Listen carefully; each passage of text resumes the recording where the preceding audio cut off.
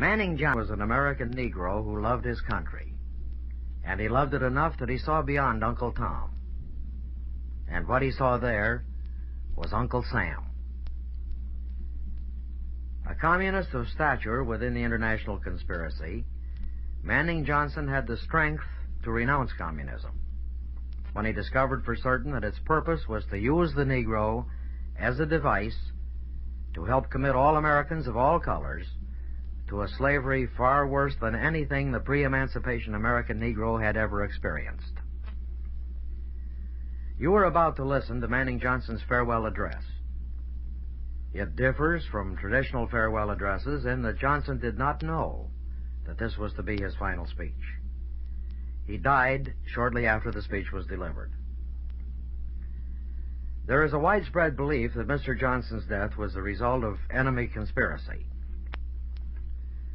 It should be stated here that our own research in connection with his death shows no evidence whatsoever to confirm this suspicion. He was with friends at the time of the automobile accident, which occurred at Lake Arrowhead, California. The nature of the accident, with the car going out of control and down into a ravine, was such that had accidental death come, it more likely would have come to his two friends because of their relative positions in the car. Furthermore, Manning Johnson's death came several days after the accident, from which he had walked away with an audible prayer of gratitude to God on his lips. Manning Johnson died from a coronary condition from which he had suffered silently for many years.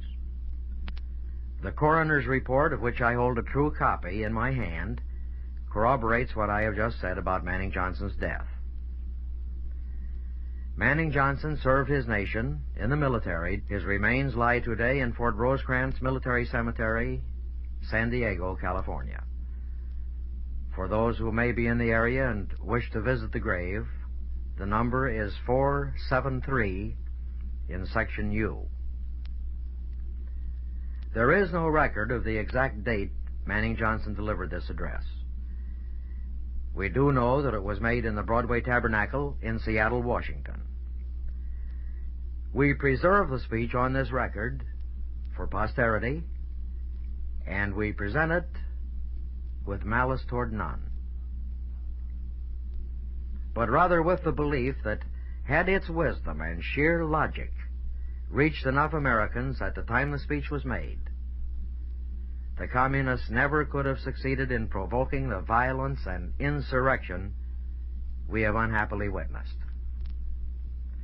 Now, Manning Johnson. At the time someone turned on a tape recorder, he was discussing the National Association for the Advancement of Colored People. The NAACP collects millions of dollars through racial incitement. They go out of their way to create race issues, because the more race issues they create, the more they've got an appeal for begging for funds. But what do they do with that money? What do they do with it?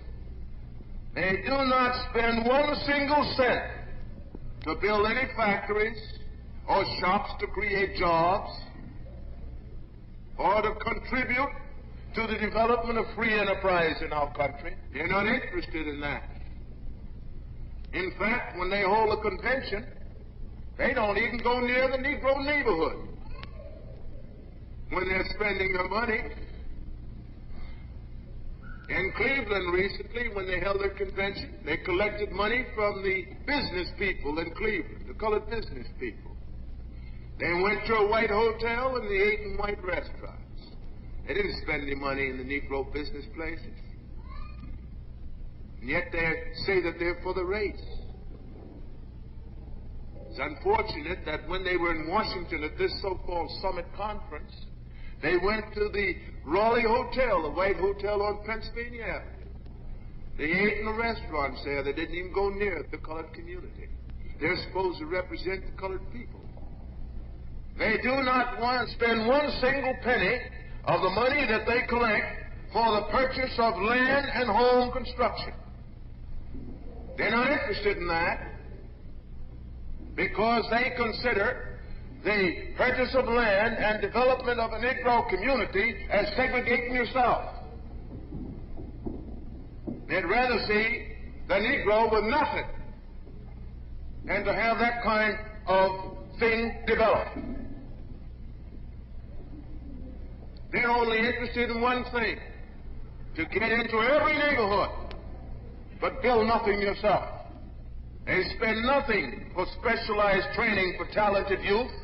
If it wasn't for white philanthropists establishing foundations and contributing money for these purposes, there would be no means of talented young men getting financial aid in order to educate themselves. Then they'll tell you about inequality of education. The communists have planted the idea, don't do anything for yourself, just get out there and fight and yell and scream and demand everything. They don't spend a single penny for building hospitals. I remember back in the 30s there was a campaign to build a big colored hospital in Harlem. And there was an obstreperous group of white liberals and Negroes who were against it. Now here was an opportunity for them to build this hospital that was bound to the credit of the Negro. But this small group vetoed it. Said this is segregating yourself. The Jews and everybody else build hospitals. The Negro won't build any. And he stands off and says, you're segregating yourself when you build it. I don't know by what logic these people come by that.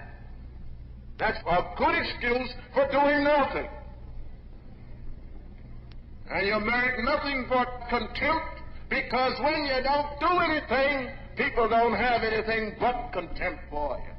But when they can point to something that you do constructively, they can say with pride, what a fine community of people we have and how industrious and progressive they are.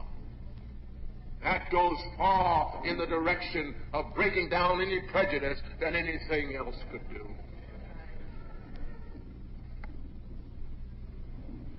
Not a cent do they spend for convalescent homes and homes for the aged. I know one preacher collected money from his congregation and built a home for the aged, then he kicked them out and moved in himself.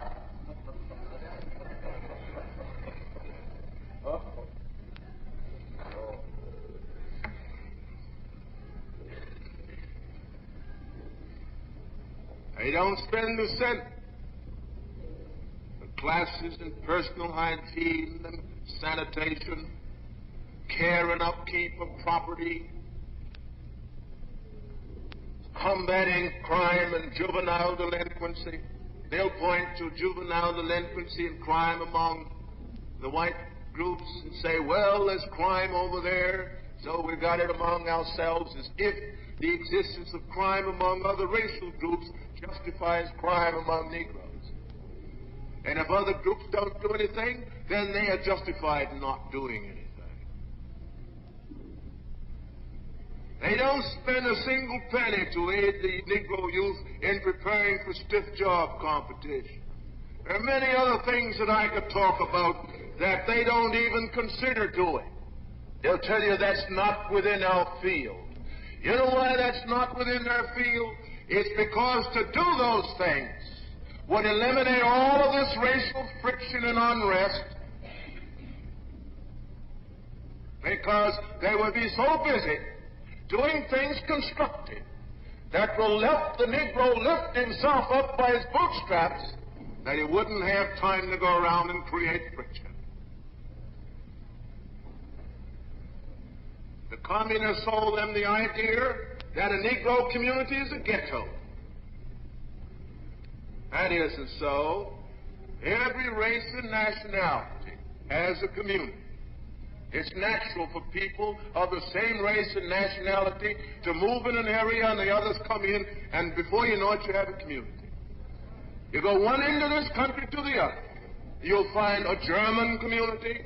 You'll find a Polish community. You'll find a Jewish community. You'll find a French community. As many nationalities as you have, you'll find communities across the width and breadth of this nation. Yet when a Negro has a community, they say that's a ghetto. And when they label it a ghetto, then you don't have to take care of it. You don't have to do anything about it. Let it go to seed, go to pot. Well, when you haven't learned to keep your own community, how can you expect to keep anybody else's community if you moved in there? And that's the friction. Just like charity begins at home and spreads abroad. You know what the trouble with the NAACP is? Not only the radical element that we find operating, but you see is that the NAACP always harps on Negro rights, but it never says anything about Negro responsibility. Because there cannot be equal rights without equal responsibility. Take, for example, a simple thing like community development. If the Negro develops a community, make it a model community. And I saw one in Louisville, Kentucky when I was there. God bless that Negro contractor, wherever he is. He built up this community. It's one of the finest I have seen in the country. And one of the first things that the Commonwealth attorney said to me when I came to Louisville was, I want you to see this colored community. He says, we're proud of our colored citizens here. He said they have one of the finest kept communities in our city. That made me very proud because he said whenever strangers come in, we advise them to go over and see this community and see the model home that this Negro contractor has built. Now that example goes a long way in creating a good understanding and appreciation of the Negro's ability. But a small group, a minority of Negro intellectuals are vetoing that certain thing. Now, every race and nationality recognizes differences amongst people. These differences, every race and nationality recognizes the fact that there are differences based upon culture, economic, and social standing.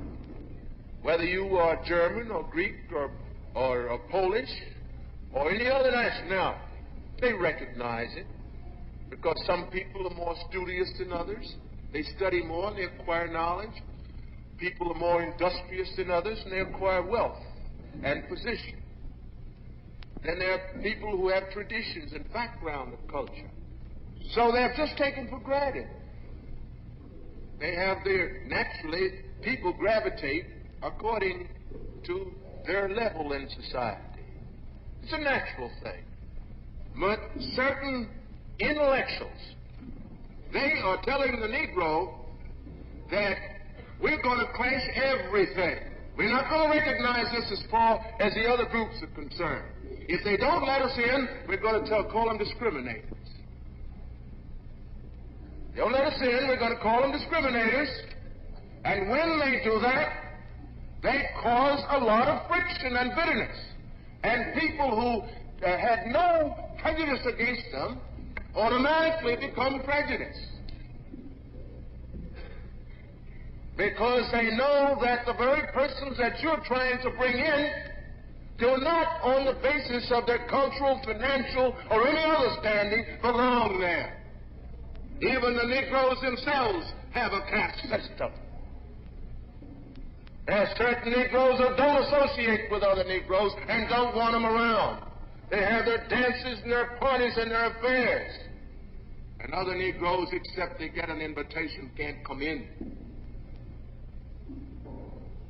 Take the Caribbean, for example. They have caste systems all through there. In Haiti, Jamaica, and everywhere else. This isn't accidental. This exists all over the world. Take India, for example, with its untouchables. They've got a caste system in Japan. They've got caste systems in every country in that part of the world. What they are doing is sending the Negro after solutions of problems that almost 2,000 years of Christianity and the other religions have not solved. And when you begin to go after century-old problems and try to solve in ours, you're going to have friction. There are so many other things that energy could be used to advance the cause than going after that type of solution. The Supreme Court, in its decision, upset the question of separate but equal educational facilities. Let us examine that for a moment. Under separate but equal, the southern states where we have a biracial society and have had, and much of it was by agreement with the Negro himself, because most of the Negro church organizations came about as a result of the desire of the Negroes themselves to separate. That's how your African Methodist Church came into being. The Negroes used to worship with the white people in the South. They used to attend the same churches. The Negroes themselves decided that they would withdraw from the white churches, and they established their own church known as the African Methodist Church. Of course, there are a lot of agitators who tell you that just the opposite is true. In addition to that, it is also interesting to note that separate schools, many parts of the South, were voted for and approved by the Negro leaders themselves. Take in North Carolina, through there, the Negro Republicans voted and decided that there should be a separation of the educational institutions. This biracial setup has gone on in the South for a number of years. There have been many problems growing out of it, racial friction and so forth and so on, many acts of violence, many inequities, and many injustices. But interracial commissions were set up in the South, and these commissions were composed of responsible white and Negro leaders in the South. And they were doing a pretty good job. When there was friction between the two groups, they sought to find a solution. And as a result of it, much of the progress that has been made in establishing good relations in the South can be laid at the door of the interracial commission that functioned in the South and enjoyed considerable respect and prestige. The schools, many of them, were inferior to those that were provided for the white students in the South. The Supreme Court decision was a form of pressure on the South to equalize educational facilities. And as a result, the South built many new schools, many of them far superior to those that were attended by white children. The lion's share of the appropriation went for that purpose. What is the situation today? As a result of it, 131,000 Negro teachers man those educational institutions. The Supreme Court, by its decision, has relieved the South of all responsibility to equalize educational facilities in the South. The Supreme Court doesn't make appropriations. Doesn't. And if the legislatures in the southern states don't make the appropriations to equalize schools, the Supreme Court's not going to do it, and you can't force them to do it. And the result is that they have relieved the South of any responsibility to equalize education for Negroes. Now, the NAACP has gotten a token number of Negroes integrated in schools.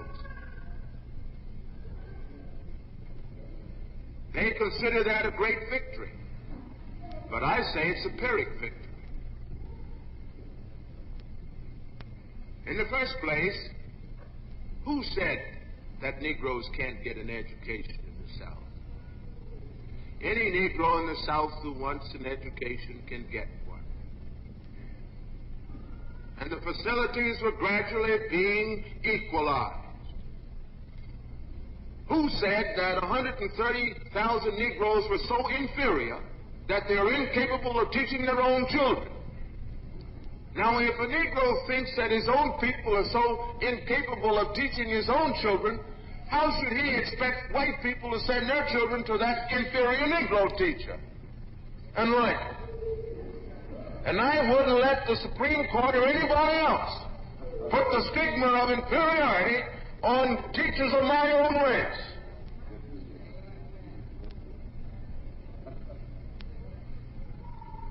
Sometimes I think that they're only concerned because a socialist radical came over here and wrote a book on the American dilemma, that Gunnar Marital, that the only way you're going to get equal education is for a Negro to sit beside a white child, Negro child to sit beside a white child. Now let's look at the logic of that, if there is any logic in it. Do you know that the only way that a child is going to get ahead, not by who you sit beside, but by the amount of attention that you pay to what the teacher teaches you and what you get at home and what you're willing to do in extra study. Those are the things that enable you to get ahead, not who you sit beside. So that equalizing of education doesn't mean that it's equalized by sitting beside somebody, but it's equalized on the basis of having the same educational facilities. Now, if they were reasonable and logical, they know it's a biracial society there, that if they didn't like to go to school there, they want to send their kids, just send them north or in the east or the west to schools where they're integrated. But don't spread the rumor throughout the world that Negroes are kept in ignorance because of prejudiced white people and all of that propaganda, because that type of propaganda is the brainchild of the communists. They want to use it, and they want to use the Negro to gain foothold in those parts of the world where the darker races exist. I don't give a tinker's damn about a Negro. You know what a tinker's damn is, don't you? I saw some of you looking proud.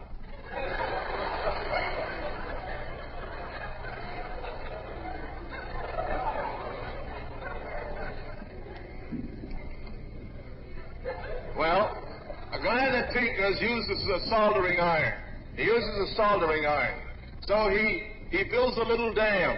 He builds a little dam in order to hold that solder. And that's what's meant by it. So I don't want you to get the wrong impression here.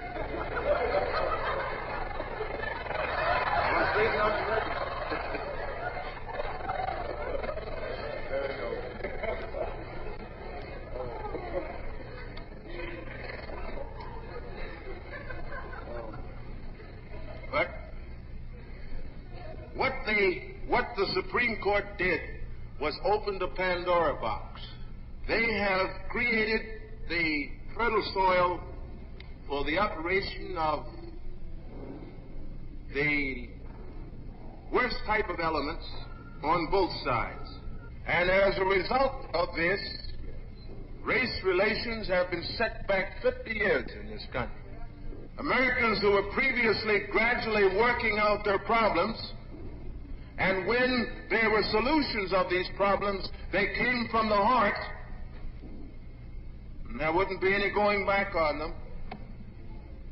It's different now. White Americans are taking sides.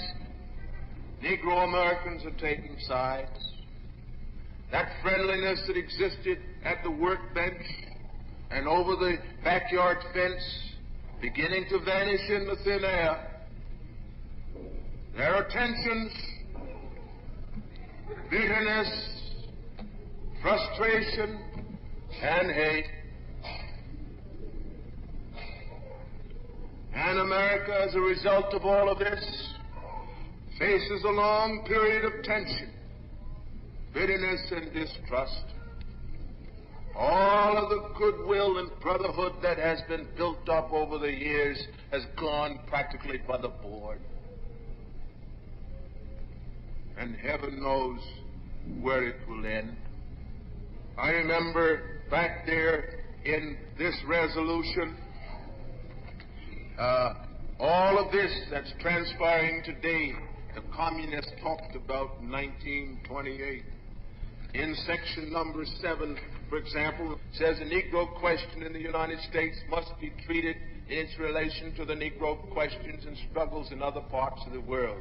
The Negro race everywhere is an oppressed race, whether it is a minority in the USA, majority South Africa, or inhabits a so-called independent state, Liberia.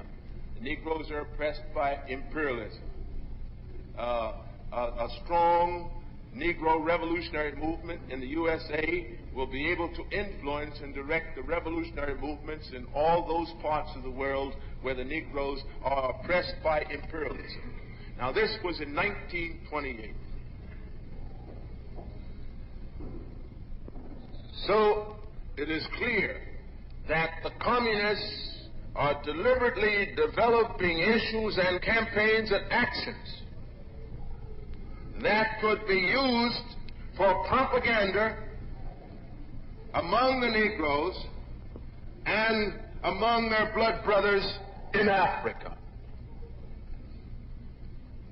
The Reds want to take over Africa.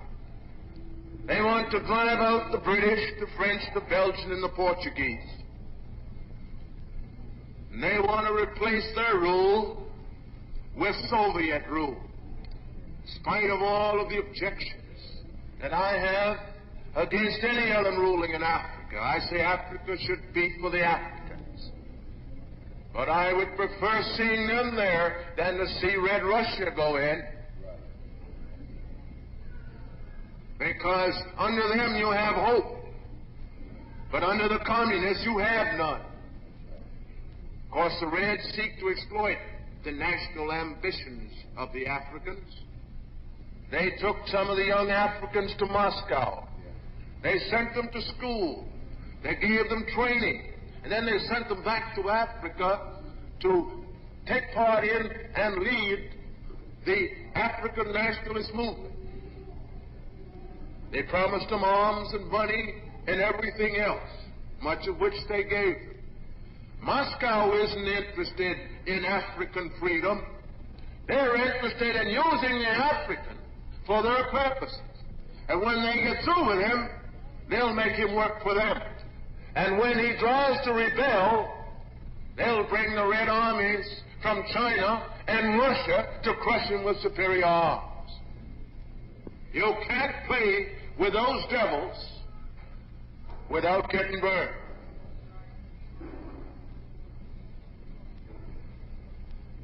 And I hope and pray Almighty God that in the struggles and the aspirations of the African people for freedom, that they will shun the Reds as a righteous man shuns sin and the devil. The communists, in order to impress the Africans and the Asians, brought before the United Nations a charge that the United States was resorting to genocide insofar as the Negroes were concerned, that they were trying to murder all the Negroes in America. Now, everybody knows that that isn't so. But they brought that charge as a propaganda measure against the country. What is significant that this whole integration campaign coincided with Russia's stepped-up campaign in Africa and Asia. I wonder sometimes if this was just a mere coincidence, or whether this whole thing wasn't planned. I think the races were getting along too well and beginning to solve their problems. Negroes were getting jobs they never held before. Things were getting along pretty smoothly. Now everything is just topsy-turvy now. And I wonder if this whole thing was just a mere coincidence, or was it a part of a planned scheme? Of course, the northern politicians, they try to convince the Negro that they're in his corner. They're a bunch of hypocrites. They only flatter the Negro. They flatter him because they want to use his vote. That's all. The Negro will have to learn to think and plan for himself and do the things which he thinks is best for himself. This integration stuff has gone to all sorts of extremes. So much so that Negro intellectuals are opposing housing developments in Negro neighborhoods. Now, housing developments are for the purpose of eliminating slums. Now, where there are slum conditions in Negro communities, these Negro intellectuals would rather have the slums than have a housing development because they say it'll mean segregation of the Negro. We want integration. They don't want any more Negro business, and that Negro business which exists, they say that should be integrated. Well, if it's integrated, what has he got? He wants to lose everything. They even want to close down the Negro churches. They don't want them anymore. Want everything integrated. Everybody else wants to keep their church. But he wants to close his down, integrate it. It's all right if those people want to integrate and they want to join, that's perfectly all right. But why all of a sudden you got to just break up everything? I don't know what kind of spirit that is when you just break up everything. Helter-skelter, headlong, like a bunch of cattle in the situation. It just doesn't make sense. I don't know how these people think. One writer in a newspaper said they ought to close down all Negro colleges. They don't want Negro colleges anymore. They do not want to build anything, most of them who talk for this, and they have nothing to offer to any other group. But they want to force themselves everywhere, and as a result, they create friction. The Reds started all of this integration stuff, and they have been using the Negro in this because they wanted the Negro to unite with the white communists. That was their objective, not with the other white people, but with the white communists. And as a result, they have destroyed all pride amongst them. Race pride has been destroyed. Solidarity and concerted effort on the part of the race has disappeared. The Negro intellectual is so sold on integration that he doesn't see the necessity of doing anything for his race, by his race, and with his race. He has naturally an inferiority complex himself, and he wants to get lost and swallowed up in the white group. Unfortunately, it's only a Negro minority of intellectuals and leftist Negro preachers who presume to speak for all of the Negro people. They try to silence all opposition by calling anybody who disagrees with them as Uncle Toms. The Reds are giving full support to the NAACP in this whole program because the program creates friction and tension, bitterness and hate, and provokes violence. And the communists thrive on that. Some of the liberals and the communists and all of that ilk, along with NAACP leaders, have been demanding more and more federal power. They want laws to turn the FBI into a Gestapo to hunt down everybody who disagrees with integration. They even propose laws to give the federal government the right to step into states and arrest governors. They want to take away all power from the states. And when this sort of thing happens, then we're on the road to dictatorship. And once you have given the federal government that power, it can be used against you. Depends upon who seizes control of the federal government. Today you may have men of goodwill wielding that power. Tomorrow you might have men of ill will and ill repute. So you have to be careful. And there are certain people who are using the Negro in order to establish that power in Washington. And the Negro is just merely a pawn in a game that's bigger than he is. It is our duty to arrest this development toward the concentration and centralization of power in Washington. If we do not arrest this development, then we're on the road to dictatorship. Beneath all of the racial unrest, at the root of all racial unrest in the country, is the clammy, cold, bloody hand of communism. We must arrest it, and we must try to bring America back to sanity. And let us pray and work that the misunderstanding, the bitterness, the hate, and the frustration, and the tension that exists may disappear, and that the Spirit of God, the Spirit of truth, the Spirit of charity may prevail again amongst our people.